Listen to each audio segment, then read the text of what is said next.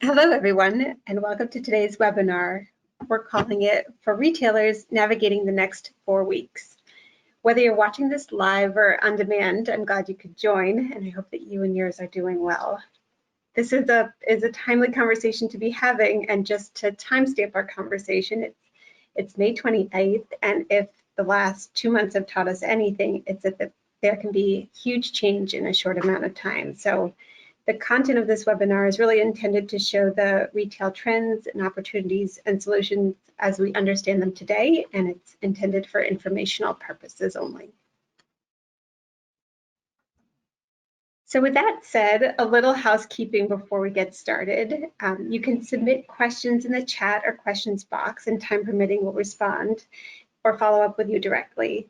And if you have to drop off for any reason, don't worry, there'll be a recording of the webinar and we'll get that to you via email in the next few days.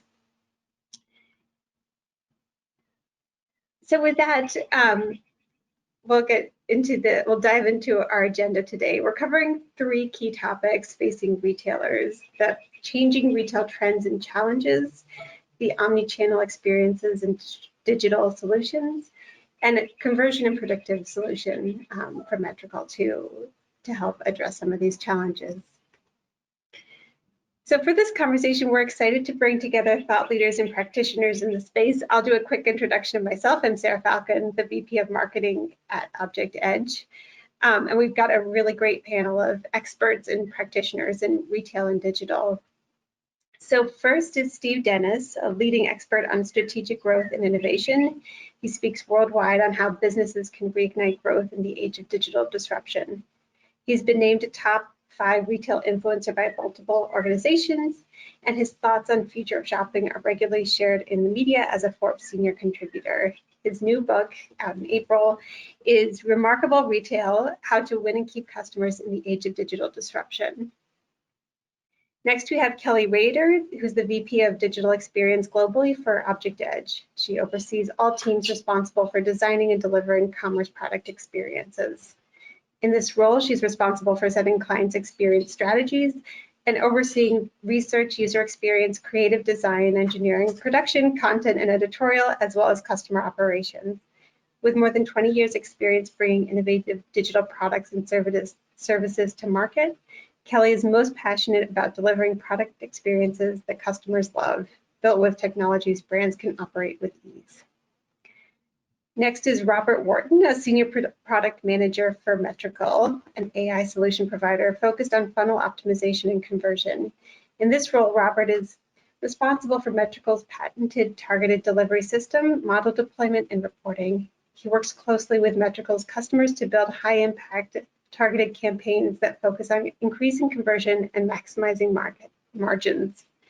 And we're excited to have a person from the field. Judy Mast has been with JCPenney for 32.5 years, starting in the catalog division as an inventory control buyer in New York, and going through that world from catalog to retail and e-commerce merchandising, buying, and operations. And now she's landed in the e-commerce division for the last 17 years, just as the .com site was getting started.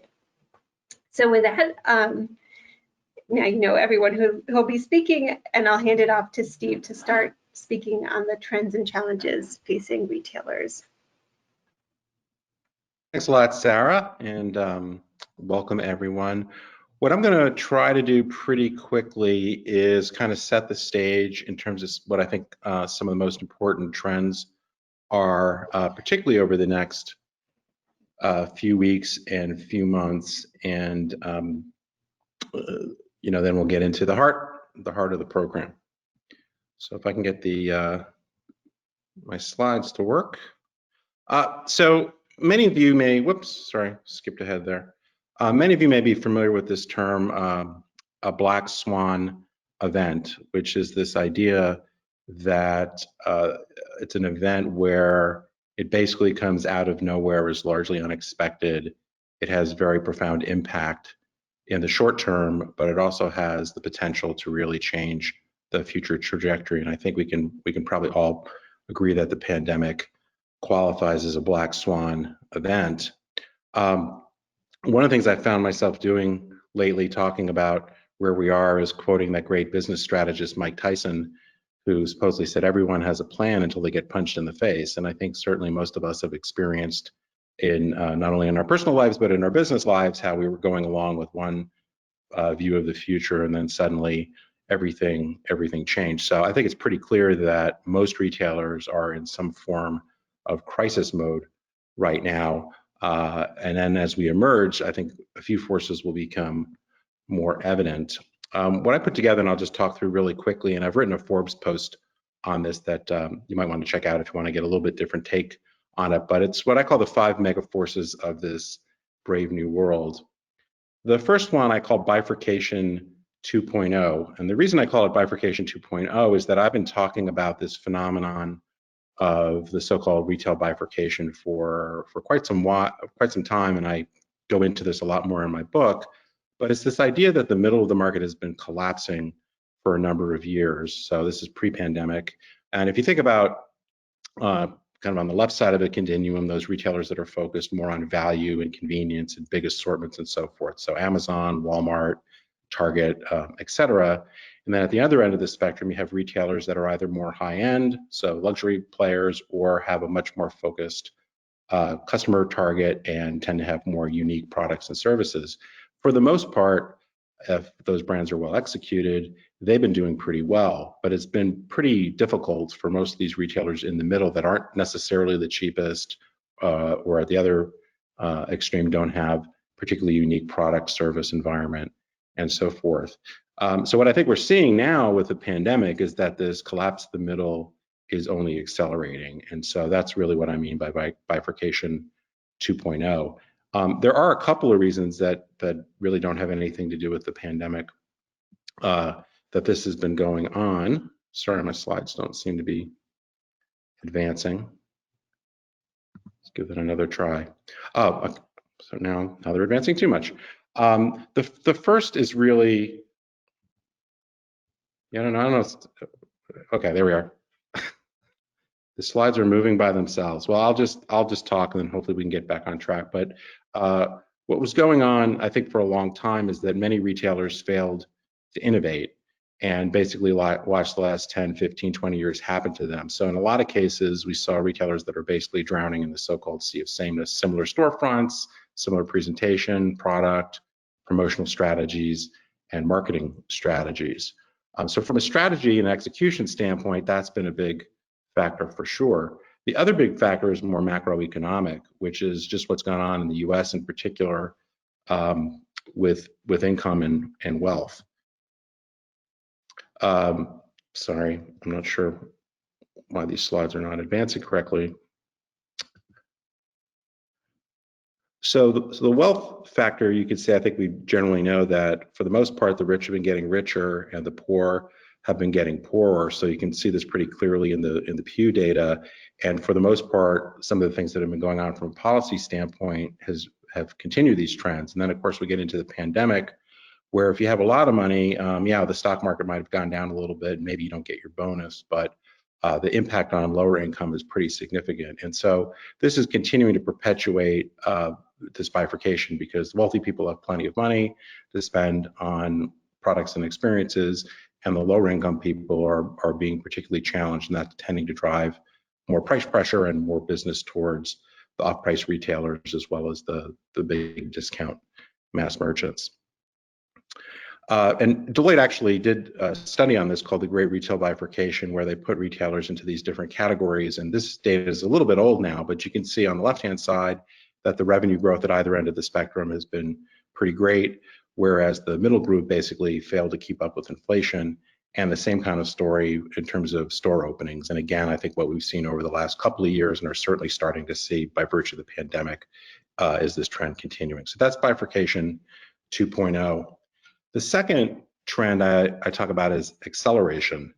And so I think obviously we've seen a number of innovations from various retailers to either cope with the fact that their stores are closed, or just more broadly cope with safety issues. So this is everything from the spike we've seen in home delivery to curbside pickup or order online, pickup in store, basically anything that keeps you can get you the product, but doesn't require that you traffic a full line store or traffic a store a lot less. And then we're also seeing things like contactless payments accelerate their rate of growth as well. Now it remains to be seen how many of these trends will persist, but certainly in the short term we're seeing that. Same thing in terms of the shift towards e-commerce. Here, many of you have probably seen these stats, but basically brick and mortar has been flat to slightly up for the last 10 years, whereas e-commerce has been growing at roughly 15, 16% a year. Brick and mortar is still by far the dominant way people have been shopping and will continue to shop once we open up, but we're certainly seeing an acceleration in e-commerce rates. Now, some of that, of course, is because people couldn't shop and overall retail spending has gone down. So the numerator goes up, the denominator goes down. Obviously, you see a big increase, but I think some of these trends will clearly continue as we start to open up a bit more and people get more comfortable with going into brick and mortar locations.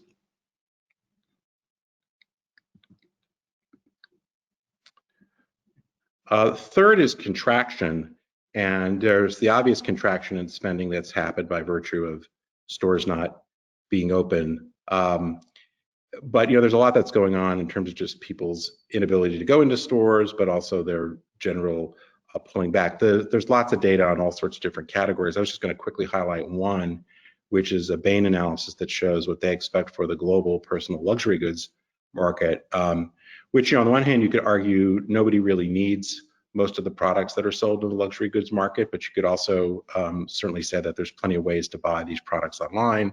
And for the most part, these products are bought by wealthy people that are not necessarily so hit by the economic aftershocks of the pandemic. But you can see, even in the most optimistic case, a huge decrease through Q2 and Q3, and maybe the most optimistic case getting back to positive growth by the fourth quarter. But the two other scenarios show that the overall market could be down at least 30%. So you can imagine just all the potential ripple effects. The other big thing, of course, everybody's talking about are store closings. This is a slide I often include in my keynotes that has what's been going on over the last 3 years in the US, and you can see a pretty good increase in 2019. A lot of projections for this year have something like 20 to 25,000 stores closing. So that not only has a huge impact on employment, but also a lot of ripple effects in terms of what happens at malls and other kind of commercial real estate. So I think it remains to be seen how that'll all shake out, but certainly with the number of bankruptcies we have, it's going to be by far a record year, and that'll probably persist into next year. Fourth trend, just quickly, is what I call reallocation. So generally we see people pulling back on spending overall. That's the contraction part. But what we're seeing is people spending very differently. Now, again, obviously we've seen a reallocation based upon physical stores being closed. But as we start to open back up, we're seeing, I think, some trends that will persist for a while. The big one, I think, is work from home. So even though people are slowly starting to go back to the office, most people are assuming that people's return to the office will be quite slow, and that many jobs that were previously office jobs are going to remain either 100% or partially work from home. So you see huge spikes in office equipment, office supplies, different kind of clothing, since you don't have to dress up for the office, and those sorts of things. We're also seeing a lot of distortion in spending towards beauty and wellness products, fitness equipment like Peloton and so forth, as people are home completely or home more. And then, of course, big shift to entertainment and with streaming services. So again, we've seen some data on specifically what's been happening the last couple of months. Not all of these trends will persist to the degree that we've seen that, but I think we will see some pretty fundamental shifts in spending, and that will help determine some of the winners and losers going forward. And then the last one is consolidation, and I think this is in a lot of ways the saddest long-term trend, because so many companies certainly went into the pandemic with weak value propositions or unremarkable value propositions, as I like to say, but an awful lot of retailers also just had very weak balance sheets. And so very few retailers, no matter how good they are going to have enough cash lying around to lose 60, 70, 80% of their business for a protracted period of time. So I think cash will be king.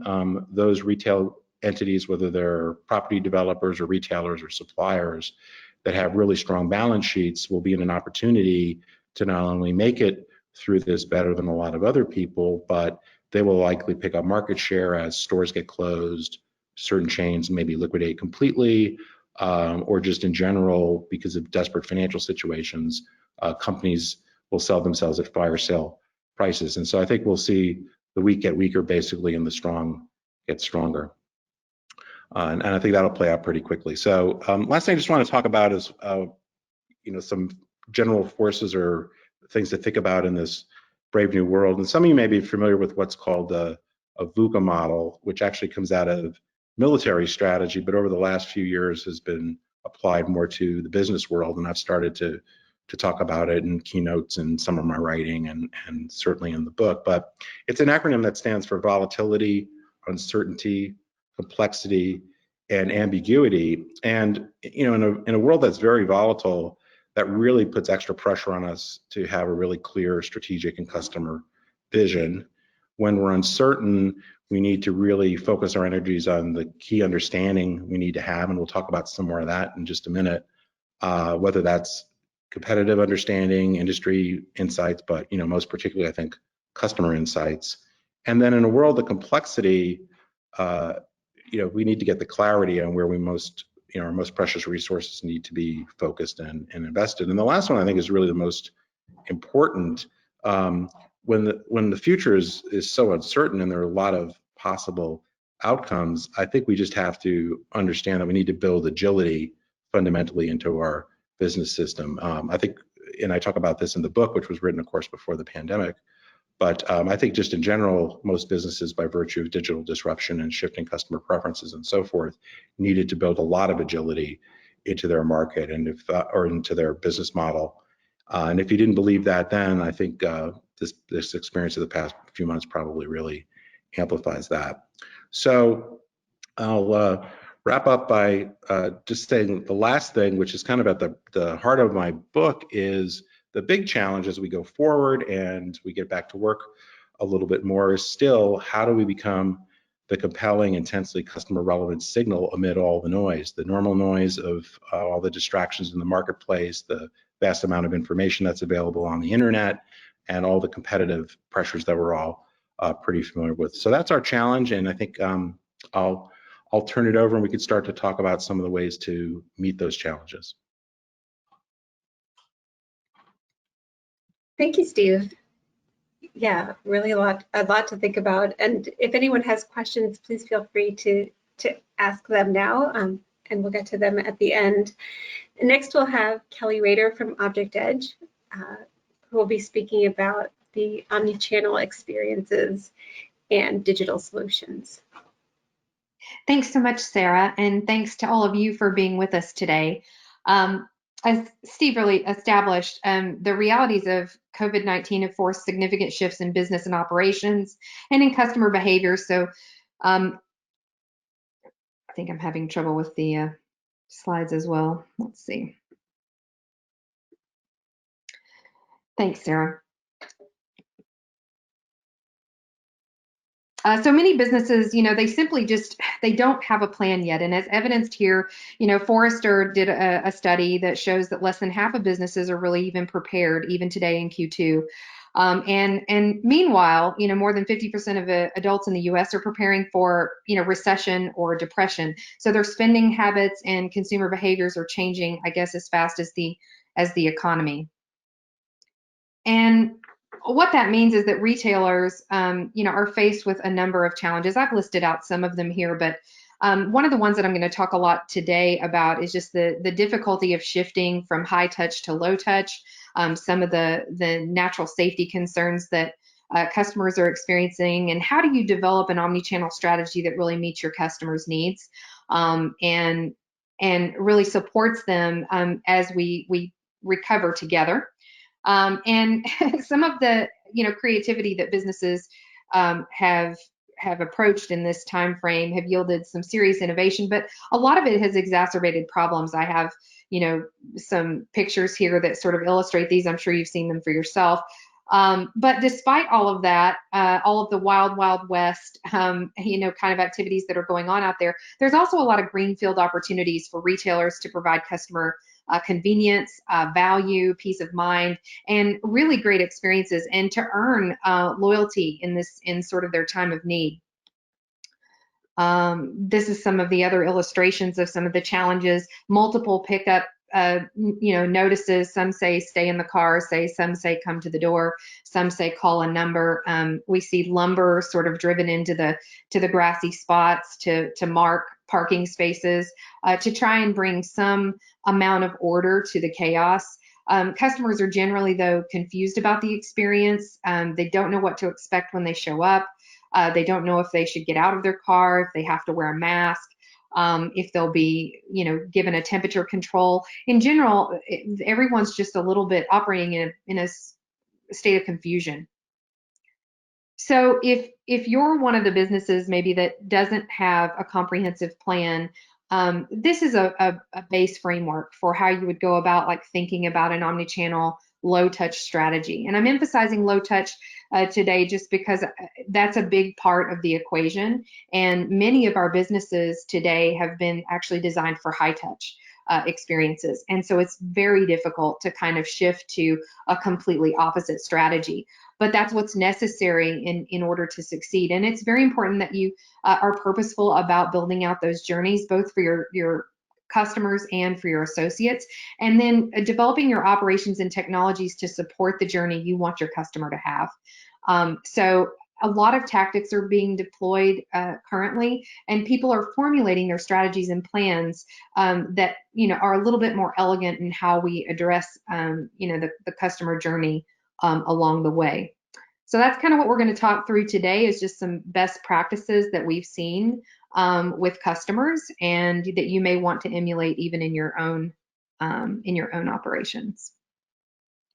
And I will say some are embracing change. They're moving immediately, making plans that are moderate and not too optimistic, and really starting to embrace the fact that there is change and that change is going to be slow to recover to what was an original state. And others are sort of lagging and slower to adapt, trying very hard to bring the normalcy back more quickly. And I think each business has to evaluate this for themselves.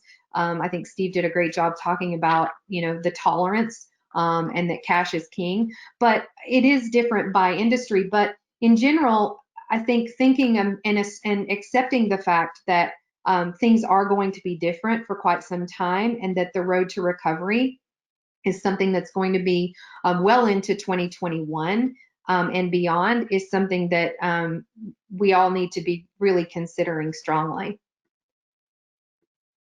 So some of the best practices that we have here are things we're helping our customers today at Object Edge. And these are a range of tactics, but all of them are laddering up, for each of the individual businesses to a strategy that's more comprehensive. But I wanted to share these with you today in case you're asking yourself and asking your teams, hey, what can we do tactically to ladder up to that bigger plan? And some of it's as simple as owning your business listings. You'd be surprised, updating your hours of operation, letting them know if you're observing a holiday, labeling the phone numbers so that you can, more efficiently route calls or help customers not to experience, busy signals, which is not something we're used to.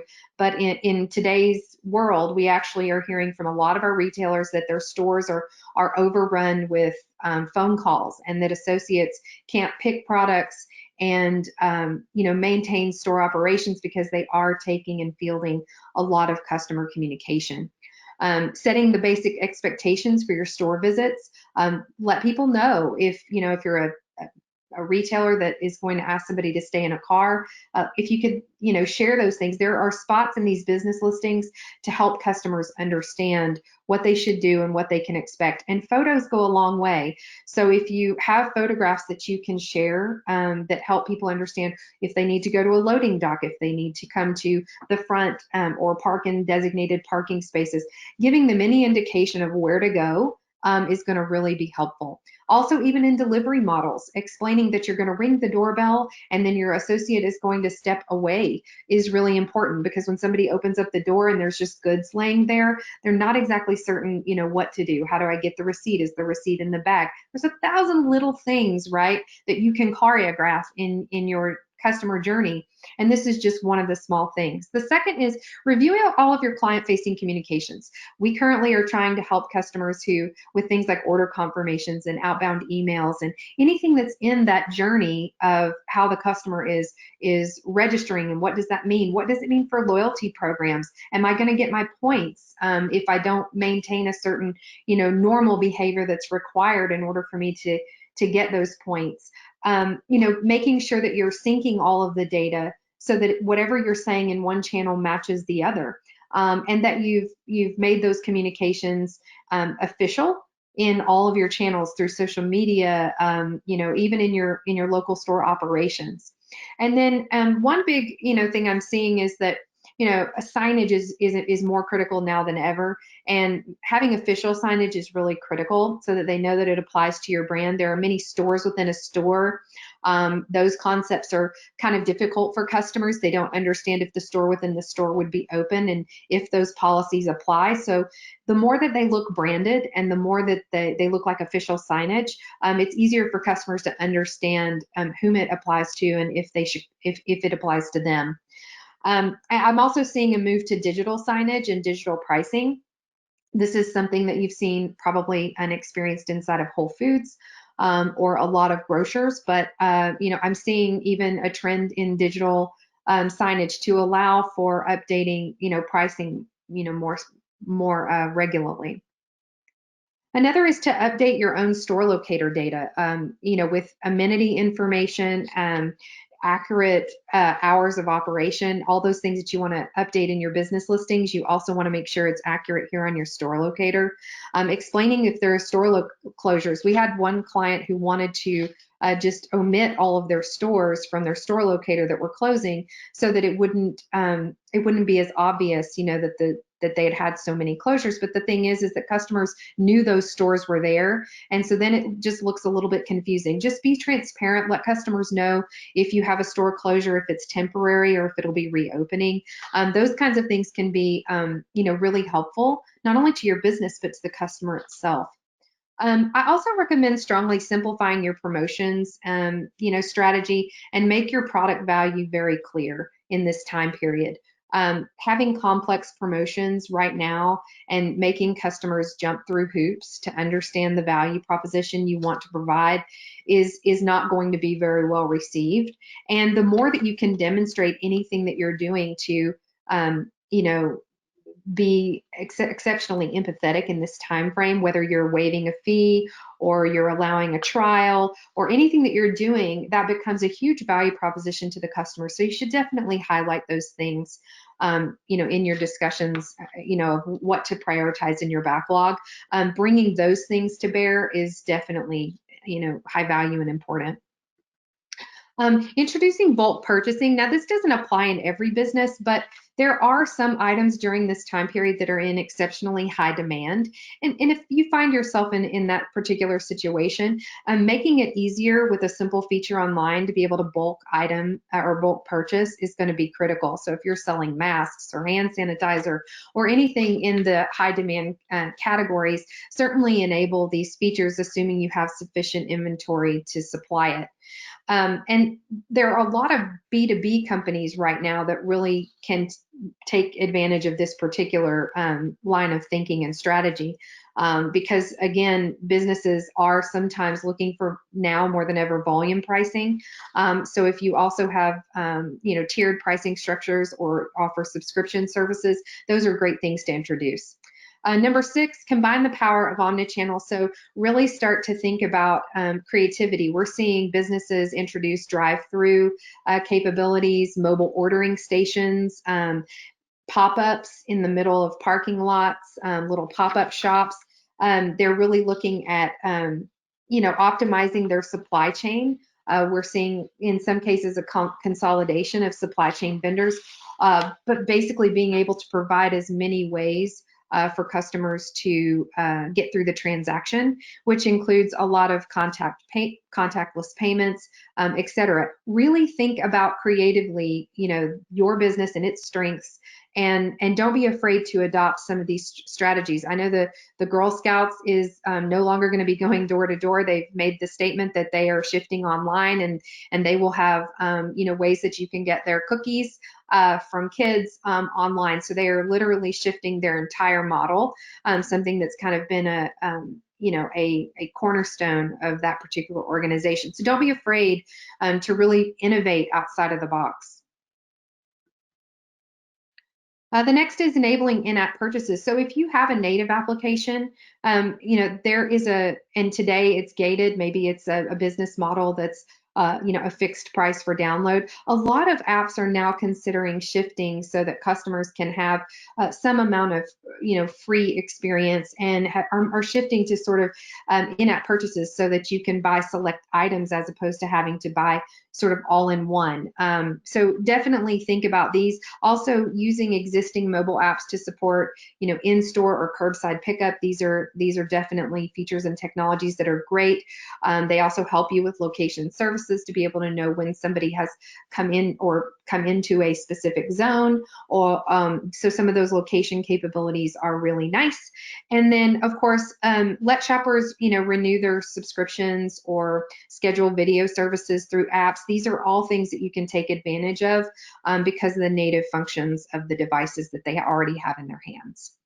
Number 8, implementing in-store navigation. So, for those who are having to come into stores are being reorganized.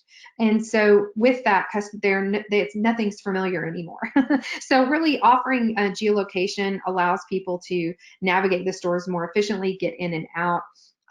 There's also the ability to have scanning stations, and so letting customers kind of know in advance what they can expect when they arrive.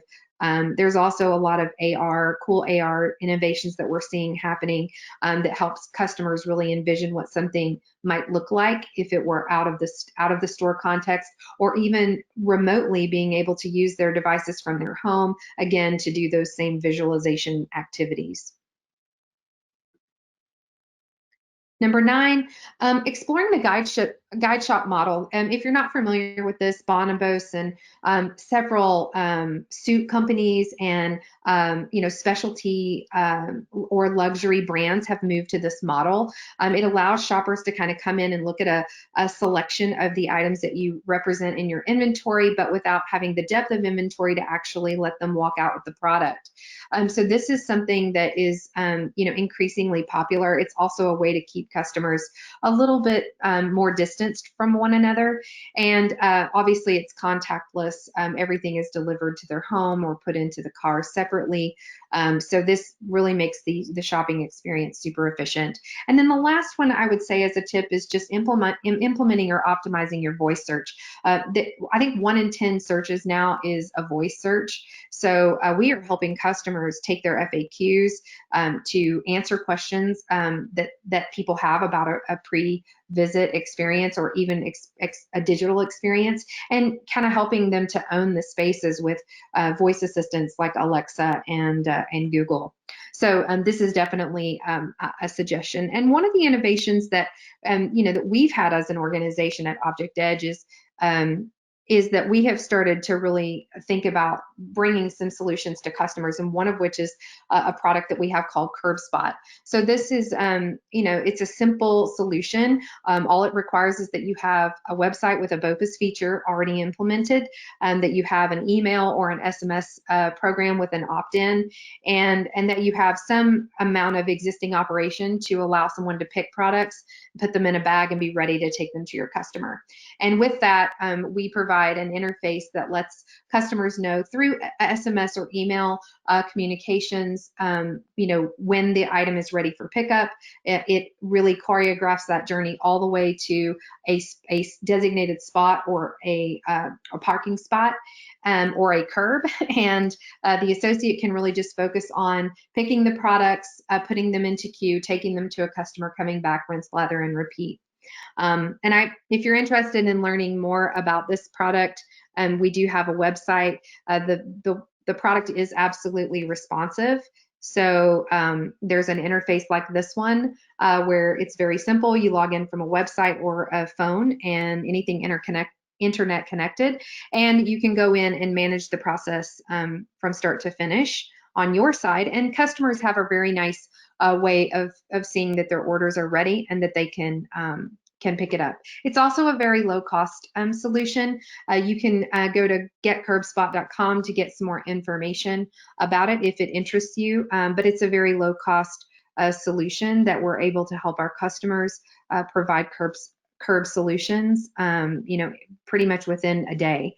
The setup is very short, and customers can be up and running pretty quickly.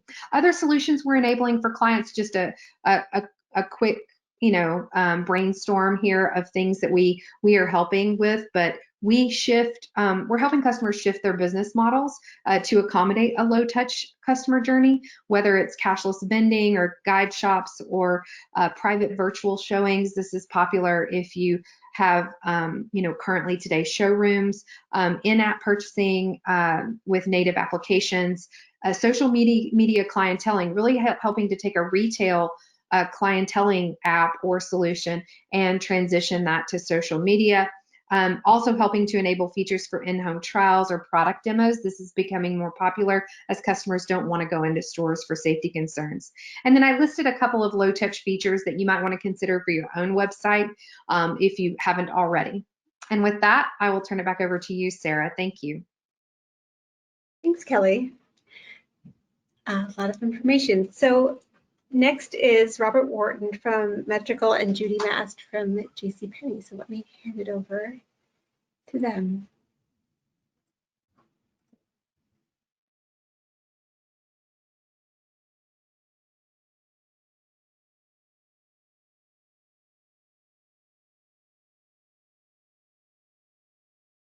Okay, you should both be set. All right. Let me make sure here. Excellent. Thank you so much for that. So my name is Robert Wharton. I'm the Senior Product Manager at Metrical. We're a Bay Area-based software solution provider that focuses on improving online customer experience and conversion for the retail, travel, hospitality, and financial industry. And along with me is Judy Mast. She's the digital manager at JCPenney, who has graciously agreed to sit through my presentation and also speak about the relationship between Metrical and JCPenney.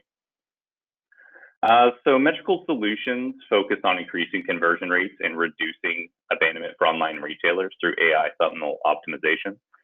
Or to use less jargon, we stop people from leaving your site without buying something.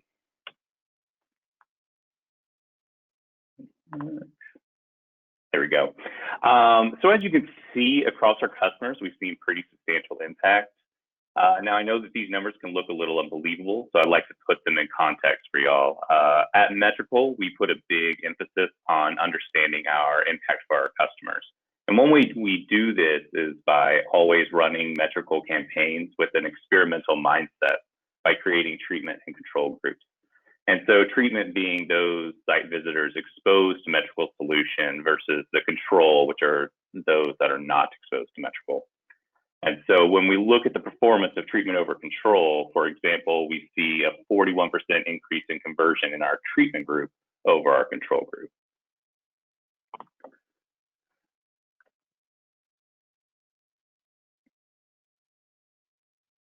Just going to go forward. There we go. So now let's talk a little bit how we're going to do that. Metrical starts by ingesting non-PII shopper behavior data from your site. We're then going to use this data to customize Metrical's predictive model to your site. And with this customized model in place, we then score your visitor's behavior against that model to be able to predict abandonment in real time before a visitor abandons your site. So once a visitor is scored as an abandoner, our targeted delivery system will engage that visitor in real time with relevant content to convert them before they leave. And so this content could be anything from messaging to discounts to customer service interactions, et cetera. So on the next slide, we'll look into how that engagement system works. So Metrical's targeted delivery system engages different customer segments with targeted content based off of their different pains and needs, because not all content is going to convert all visitors the same way. And so Metrical's system uses split testing to discover what content works best for which customer segment that's being targeted. And so this allows our AI over time to self-optimize the content being delivered to not only best convert your visitors, but also to maximize the margin for the retailer. So essentially, you know, why would we give 10% off to somebody when 5% will convert them? And so sometimes this part of our solution gets confused with personalization. So I just want to emphasize that Metrical is focused on conversion by delivering optimized content. We're not a personalization solution. And so this is a simple example of how Metrical delivers content using a lightbox modal. The content can be more dynamic, as you'll see on the next slide. This content is created either by Metrical or by our customers, but obviously all content, the customer is going to have the final say on what's being used. And also, just real quick, I want to emphasize that Metrical engages visitors on your site in real time before they leave your site. Most often, we get confused with post-abandonment solutions like email reminders or retargeting ads. And a lot of you probably use these types of solutions, and that's great because they work very well in tandem with Metrical. But again, Metrical is focused on engaging visitors before they leave your site.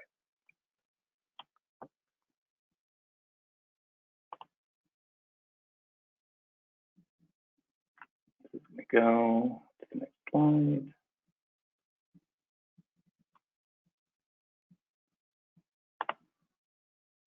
There we go. All right, analytics. So another part of Metrical's suite of products is our analytics. These provide a look into your visitors' behaviors and your overall purchase funnel. Our customers most often use these analytics to help identify friction points in their purchase funnel, or maybe to identify some troublesome customer segments. And then we'll build campaigns using Metrical to help address those pain points. So for implementation, Metrical is really easy. It takes anywhere from an hour to a few days, just depending on how clean your backend systems are. We work on all major e-commerce platforms and support custom installations as well. And our scripts will have no impact on your page load times. So that's an overview of Metrical.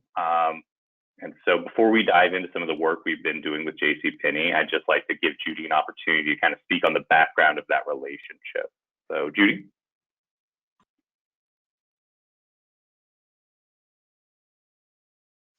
Thanks, Robert. My name is Judy Mast. As Robert said, I've been with JCPenney's for a number of years and have most recently, for the last 17 years, been part of JCPenney.com. So basically, I've been at the very beginning of our .com. What we really are looking for at JCPenney's is something that's going to be an innovative solution to increase our conversion online. So when we were looking, we decided to go with Metrical. We engaged with them about a year ago, and that was in the spring of 2019. Since then, we've been testing with them, and we've ran about 40 targeted campaigns with Metrical. We've done this in order to increase our conversion and revenue, as well as increase our customers' experience. What we've seen in the past is that it's been a seamless shopping experience for the customer. Prior to her leaving the site, she has actually chosen to convert, and that was what our goal was when we engaged with Metrical a year ago. So everything that they have done for us has been extremely valuable to our company as a whole for JCPenney.com. And I guess I'll just turn it back over to Robert to explain some of our campaigns. Excellent. Thanks, Judy. And so now I'll dive into a little bit of our work with JCPenney to date. There we go. All right. So we've, as you were saying, we've run over 40 campaigns through Metrical to date, ranging from, discounting, incentivizing additional item purchases, promoting and pushing marketing sales, BOPIS, free shipping. And so some of these campaigns have seen an increased conversion by over 25%. And we've also seen a substantial increase in converting first-time shoppers. Across all of these campaigns, we've seen a 14% increase in conversion and a 9% increase in revenue. But I just want to remind you all that we're talking about the increase in conversion and revenue in our treatment group that's exposed to Metrical over the control group that's not exposed to Metrical.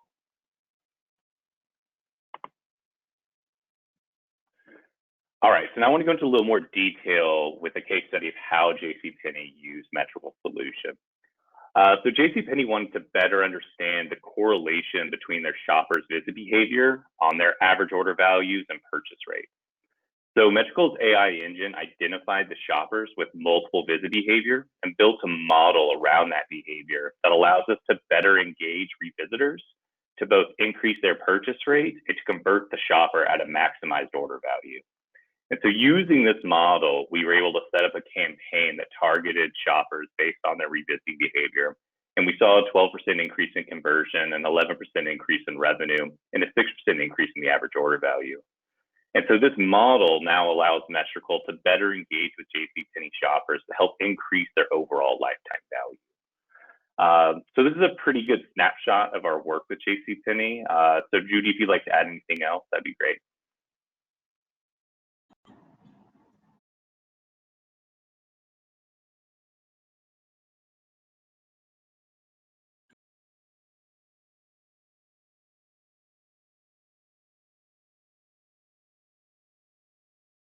Sorry, I'm having technical difficulties. I wasn't unmuting properly. Yes, I just would like to say that with working with Metrical, they've been part of our JCPenney team. They've come to the table with a lot of new innovations that we might not have thought about prior. And again, we've been working with .com for over 18 years, closer to 21 years. So what they brought to the table was not just their tool, showed it to us, and allowed us to utilize it. They worked together with us as a team and gave us new direction on this revisit model, for instance, helped us achieve our ultimate goal, which was, in fact, to increase conversion.